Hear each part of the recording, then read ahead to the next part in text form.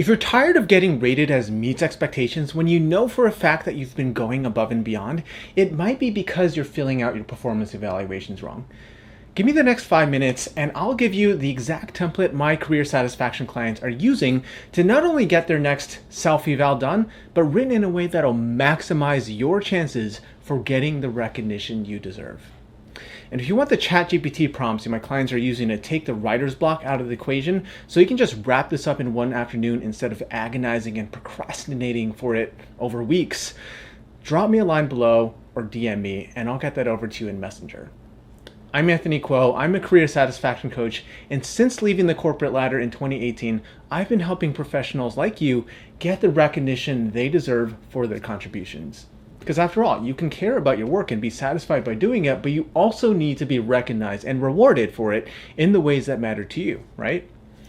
And that's why that's so important to get the performance cycle right, not just done, yeah?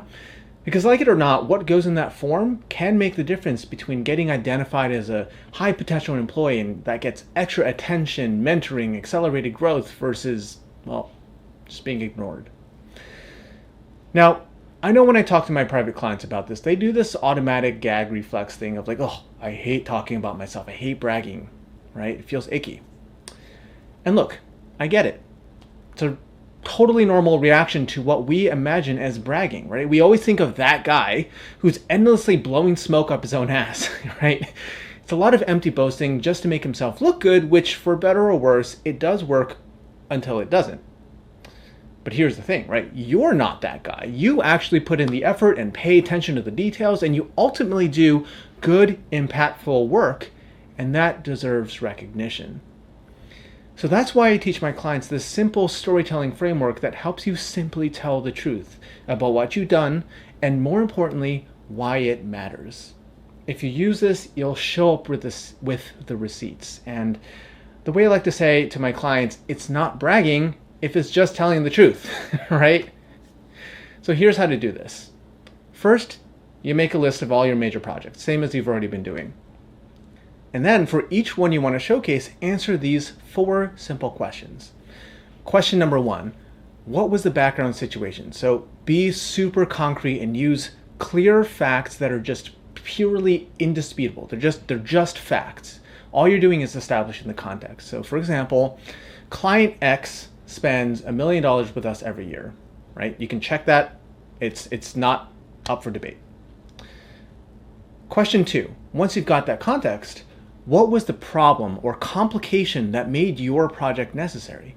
Right? There's always a rub. Companies don't spend resources unless there's a problem to solve. So it should be something that leads to an uh-oh kind of moment. Right? In movies and books, this is something called the inciting incident. It's something that creates the conflict that sets your main character on their journey. So going with the example here, the client wasn't sure if that $1 million a year was an effective use of their money, and in fact, they were reviewing that investment, so we were at risk of them pulling out next year or reducing their spend. So, uh-oh, right? Question number 3, what actions did you take to solve that problem? So, what was the project? What were the steps? How did you identify the problem in the first place, right? What did the team do, and what was your individual contribution to the overall team lift?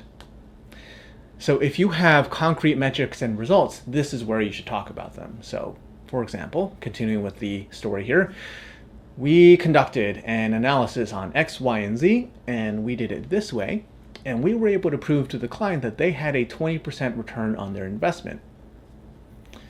So this is where a lot of people stop. But what you're going to do if you follow this framework is go one step further. And that last step is, what was the impact? And it's super important here to make sure that this connects to something the company cares about. Right? This is usually something they tell you directly, like in town halls or what your boss gives you feedback on, but you might also have to read between the lines. But if you're not sure, in most cases, it's usually a pretty safe bet to go with something related to making the company more money, whether indirectly or directly.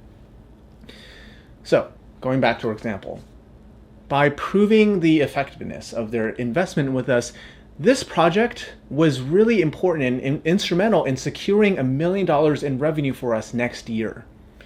right? It's really, really important. I cannot emphasize this enough. It's so important to make this final connection to what decision makers ultimately care about, right?